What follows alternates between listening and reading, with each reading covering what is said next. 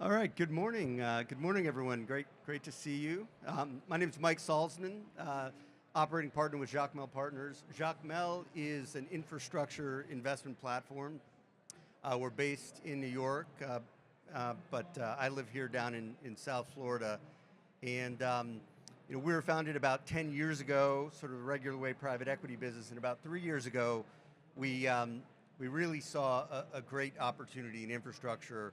So myself, my partners Nick and Jorge, and a gentleman you might know, Shaquille O'Neal, all came together to found Jacmel Infrastructure right about 3 years ago next month.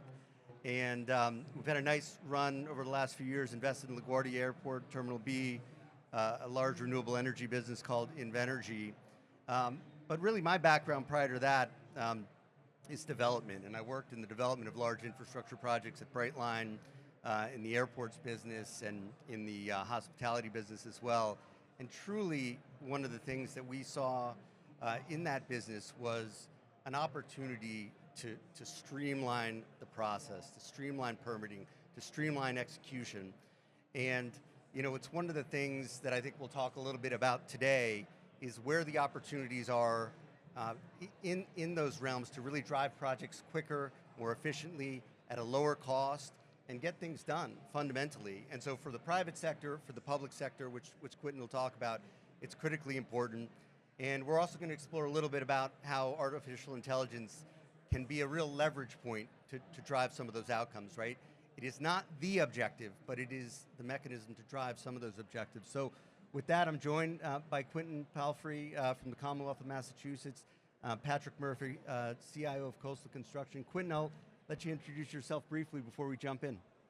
Terrific. Well, thanks so much for having me. So my name is Quentin Palfrey. I'm the Director of Federal Funds and Infrastructure in the Commonwealth of Massachusetts. And the governor I work for, Maura Healey, came into office sort of at a time when Congress had recently passed three major bills that collectively represented the largest investment in infrastructure in the history of the world.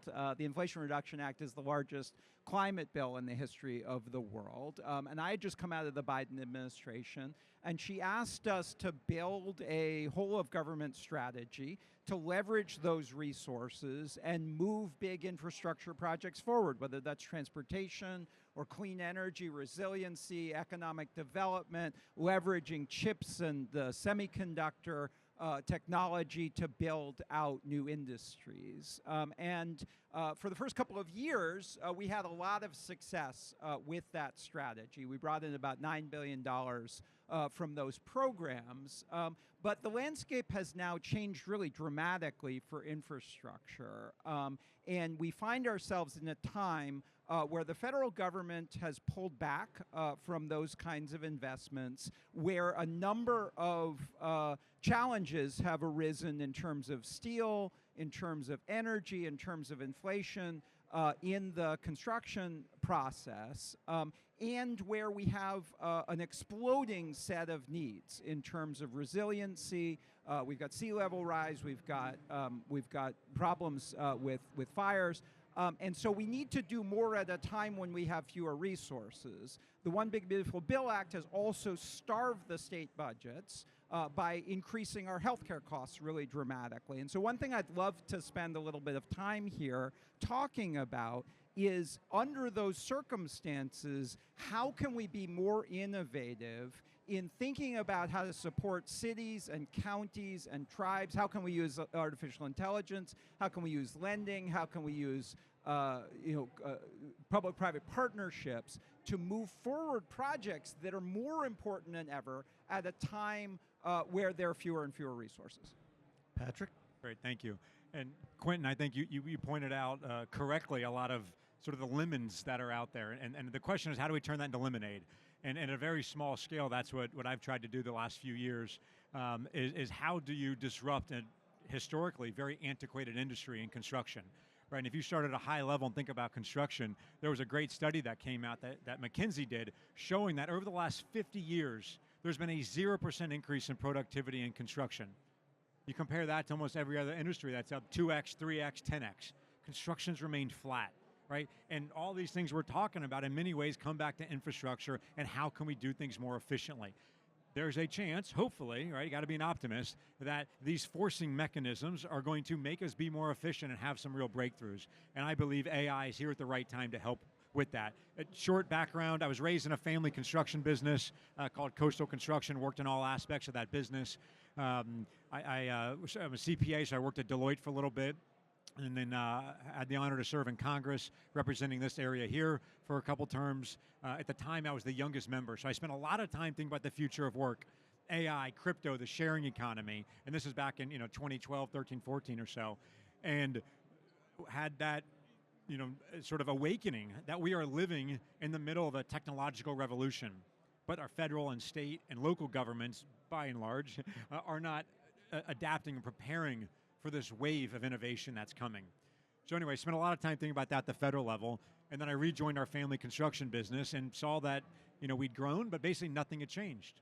All the same process and procedures. So we had an idea to use AI to automate the estimating process, which is usually the biggest piece of overhead for most construction companies. So we now have an AI system, happy to talk about it, that takes 2 or 3 weeks of work and compresses it into 2 or 3 seconds with greater accuracy. So you can now speed up that pre-construction process. And that's, again, as I mentioned, one small example of how AI is going to compress timelines, save money, and hopefully make infrastructure more efficient. Well, you just answered my first question, but maybe Quentin, I'll turn it over to you. Talk to me a little bit about some real world examples where the Commonwealth is deploying artificial intelligence, other technology tools to really drive efficiency, drive costs down, drive delivery timelines more quick.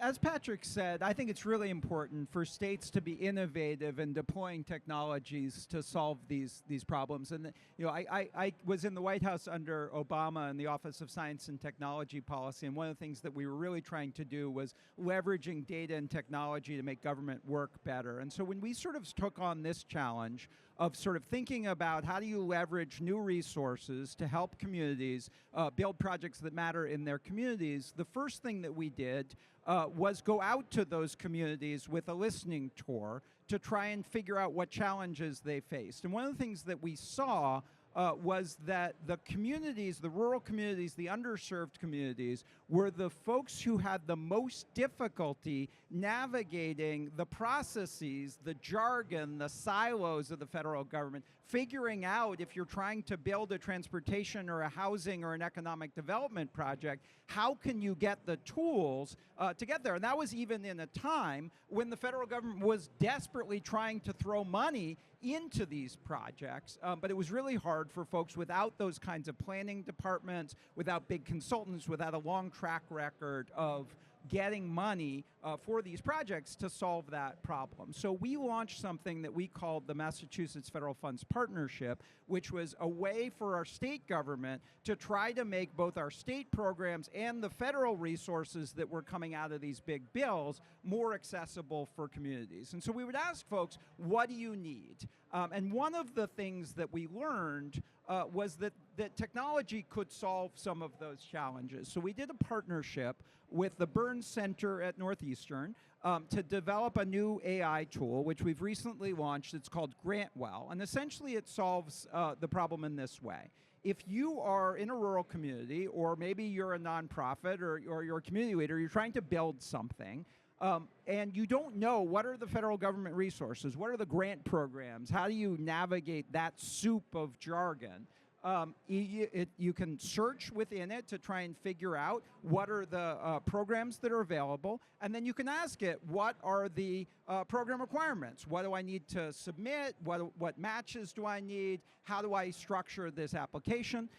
And then it will, like ChatGPT, like any other kind of generative AI, it will give you a first draft of that application. Now, you need a human involved in this process to make sure that you're representing your application in a truthful way and that it's really what you mean. But it can help take some of that friction out of the process of accessing these federal government resources. And the next step here is going to be to leverage data from the state to try to help make that even easier. So let's say you've got you've got lead in your drinking water. How do we access the data that the state already has about what those drinking water numbers are and put it into the AI tool to help pre-populate an application to the EPA to solve that problem? If you've got a high collision intersection, you want the US DOT to help you fund reconstructing it and fixing it so that your community can be safe. How do we take the crash data that we have at the state level and help those communities access those resources? Well, thank you. So, Patrick, I want to explore a little bit about the AI estimating tool that you mentioned, right? And you talked about some of the efficiency gains or lack of efficiency gains in the industry over time. But as you think about the potential here, right? You mentioned the notion of taking an estimating process that used to take 14 days, reducing it to a few hours potentially. But on a gross basis, in terms of thinking about a large project, right? Take a $100 million, $200 million construction project. What does the opportunity look like in totality in terms of delivery timelines and in terms of cost reduction? Great question. And if I can just start high level, and these are things everyone knows, but I think it's worth putting a point on it. There's basically 3 ways approved to build in the US: wood, concrete, and steel, right? Those are the 3 building systems approved. That's been the same for 125 years. It hasn't changed.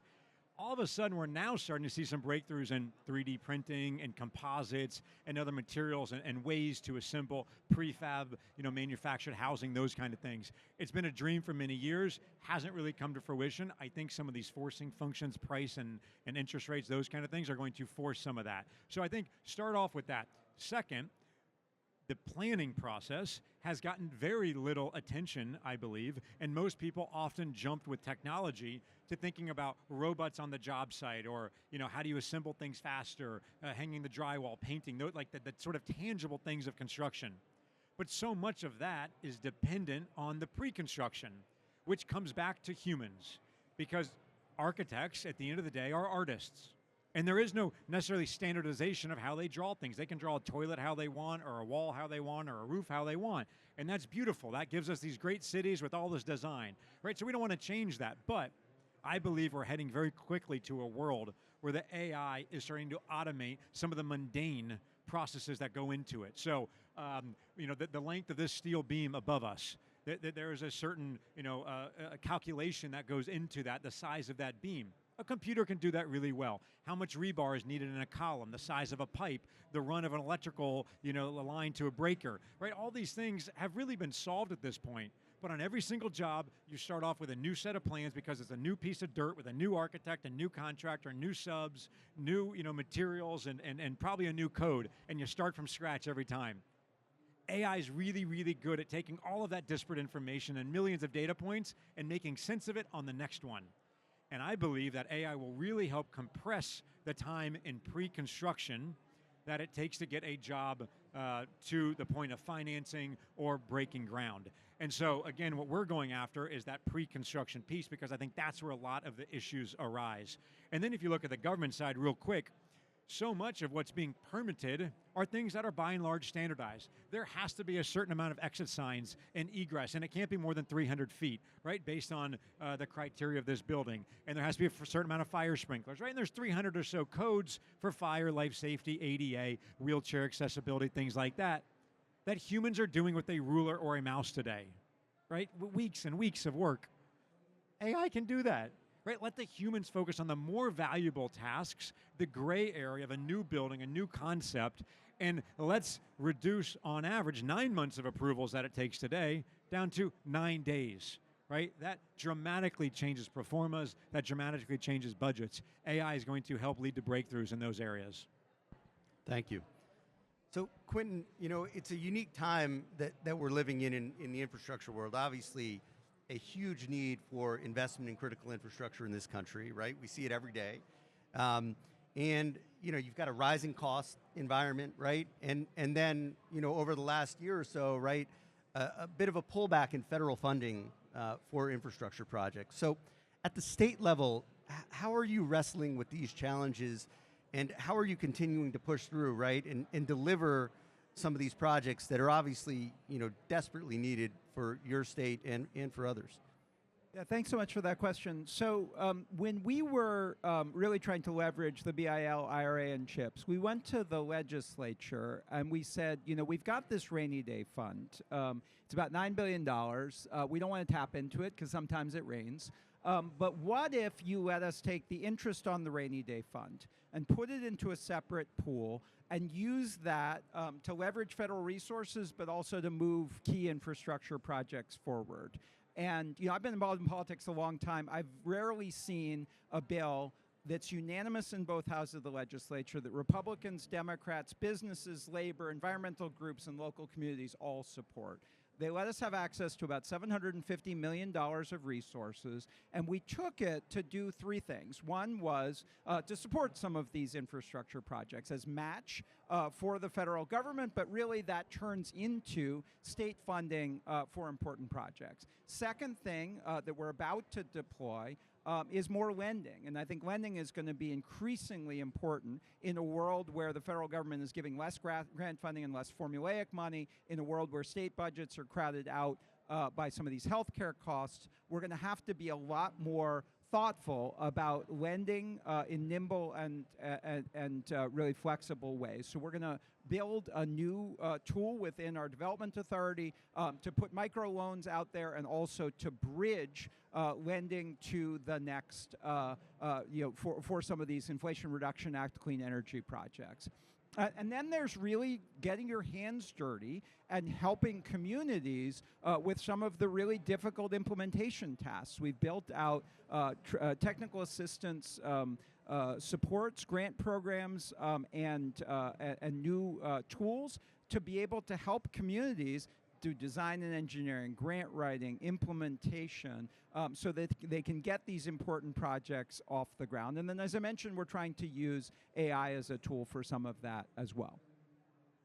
So, Quentin, I'm going to keep with you for just a moment, and I'd love to hear just from a regulatory and permitting standpoint, right? One of the things that, I think the private sector often struggles with, and Patrick, I'd love your opinion on this as well, is just the overwhelming regulatory burdens, right, that sometimes are attendant to these large infrastructure and real estate projects, regulatory, permitting, and it adds just enormous time and delivery costs to the projects themselves. So how, from the Commonwealth's perspective, are you attacking this issue, and are there opportunities to leverage technology to do so? So absolutely. I mean, I think that we're having a national conversation under the heading of this sort of abundance dialogue, but how do we get stuff done? How do we do things faster, cheaper, take some of these costs out of it? And as Patrick mentioned, in the infrastructure space, time is money. I mean, we're building bridges on a 10-year construction timeline, but you estimate how much it's going to cost at time A, it's going to be twice as much.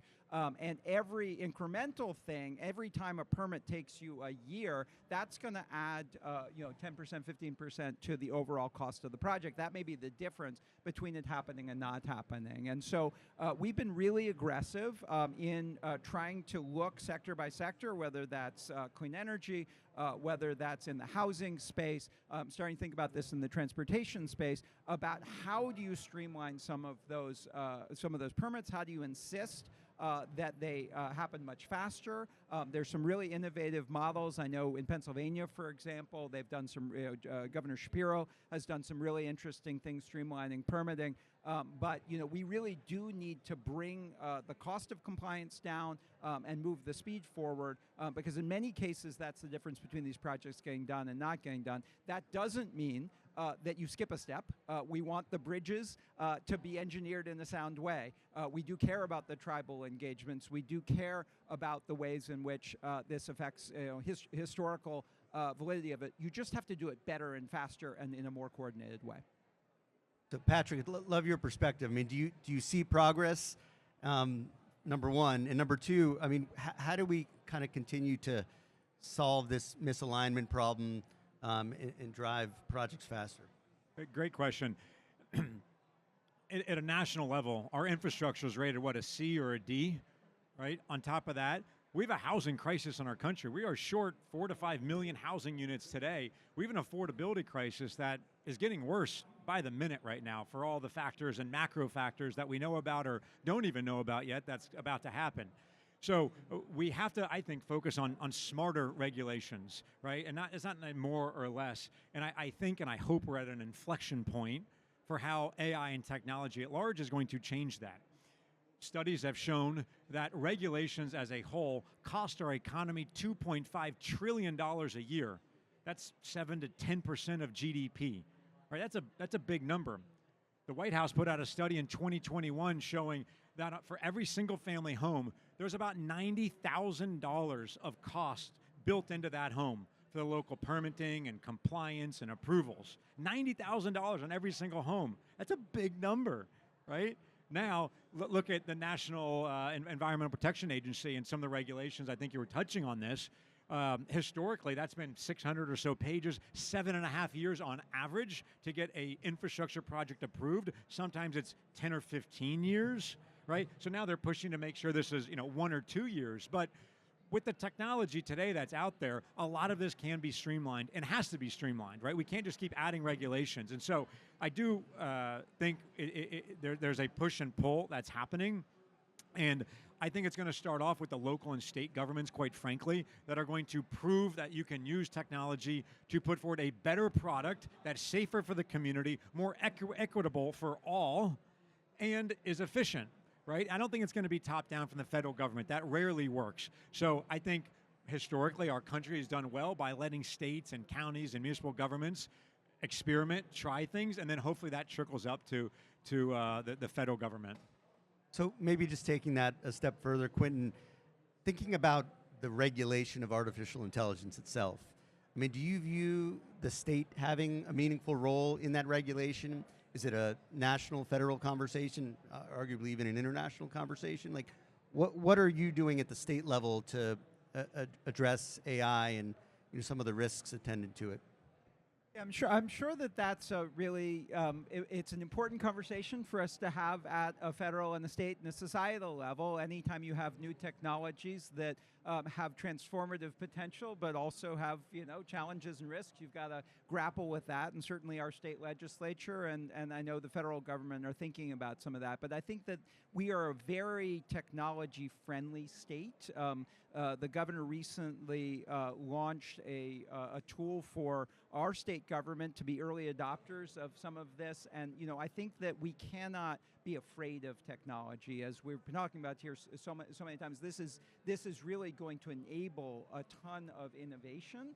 We're going to have to regulate. We're going to have to make sure that we put the appropriate guardrails, but we also have to lean into the adoption. I want to build on something that Patrick was saying, which is that states are the laboratories of democracy. Massachusetts has a really proud history of being out front on innovation, on technology, and on even our own democracy. And so I think in a lot of these places, deploying them at the local level, getting it right, as we did with healthcare, as we've done with so much innovation, as we did even with the U.S. Constitution, and then tweaking it over time, I think is a really important way to approach that.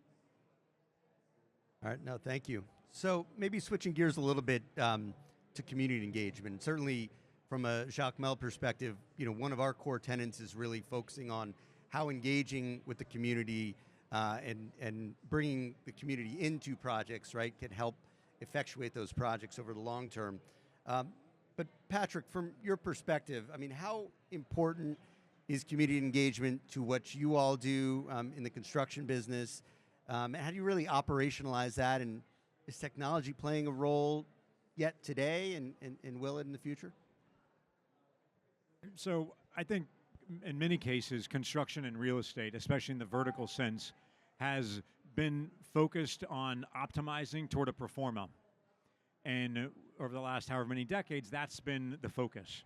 And we're a capitalist society, right? We get it. But I'm hopeful, again, I have to be an optimist, that as technology continues to advance, that what makes us human and unique is our network and our relationships and how we live as a society. And I think what's old is about to be new again. And things that we used to care most about in a community that was walkable and there was, farm to table and you were there at the local coffee shop with your friends and schools were close and it was more of a neighborhood is going to come back into vogue, let's say. And I think there's going to be more of a focus on quality, on green, on livable, walkable communities. And why do I think that's possible? I believe within the next 5 years, if you want to build a new building, a new house, a new basic building, you're going to go into an AI software and you're going to have 4 inputs. You're going to type in the address, the budget, the style of construction, and then the use case that you want, right? You want a 4-bedroom house in Palm Beach Gardens, Mediterranean style, and here's your budget. With those inputs, you're going to get a full set of working construction documents with a click of a button. Today, that process is 12 to 18 months. And what the AI draws is going to be compliant, right? It doesn't know how to do it non-compliant. So you're going to get a full set of working construction documents, which means it's going to have the assembly of the drywall, how many studs and what kind of studs are there, right, in the drywall. What kind of drywall? Is it fireproof? Is it 1 hour, 2 hour, right? The plumbing assembly that's needed, right? All the details that go into building that takes months and months to figure out is now going to be automated. So what does that do? I believe, and I hope, that enables us to be more human, right? And focus on that livable community, that walkable community, things that we care so much about that make our communities proud. And that goes to your question, which is bringing the community in to make sure that we're building equitable communities that are more cohesive for all of us. And right now, again, it's just building to a pro forma, and I think we've lost that touch. And so I hope AI enables us to go back to what used to make us in cities in Europe especially so unique. Yeah, that's great. And maybe just to kind of dive a little bit deeper on some of the tools, and you talk about a future that certainly sounds really compelling and much more user friendly, right, for the customer, obviously for the contractor. But maybe just to go into the technology for just a moment, right? Can you talk to us a little bit about some of the different models that exist out there today? Obviously, we hear and read a lot about the work that OpenAI is doing, that Anthropic is doing, that Google is doing in these realms. Is the technology from those big developers off the shelf workable for what you're trying to do, or are these more custom deployments? Like, how do you think about the models themselves? Great question. So the large language models that are out there, OpenAI, Gemini, Claude, all that you probably use or have certainly heard about by now, what they're doing is called recursive self-learning, right? They are predicting the next word in a sentence, rerunning the model to then predict the next word, doing it again, right? And they've gotten really good at that with language. Why? Because there is a sort of limited scenarios in which a sentence makes sense, right? So it's doable with artificial intelligence. For construction, machine vision, reading plans is a totally different problem because there's basically an infinite amount of ways that you could build a building. And you can't just predict where the wall ends or what's on the other side of the wall or how many stories it is or what's underground, right? There's a bunch of different scenarios that could play out in that. So it's a whole different model. We have trained our model on proprietary data, now millions of data points that we have labeled in a proprietary manner to train a model to predict what a building looks like and how to read those plans. The next iteration is drawing those buildings, as I mentioned a minute ago, to predict from those 4 basic inputs, what's going to happen. So the large language models still have a lot of work to go on machine vision, right? That is something the experts, I'm not one of them, but the experts believe is 2 to 3 years out before they're going to have major breakthroughs. But again, it goes back to this sort of fundamental component that architects are artists. They are drawing what they believe, right, is going to be that next beautiful project, and there's not a lot of standardization. So that in itself creates a whole new set of challenges for these large language models, and so they're going to need a new model to really have the breakthroughs necessary to get to this abundance that you referenced. No, thank you. So Quentin, I think we'll wrap up with you. So, thinking about the future from the public side, right, what does great look like?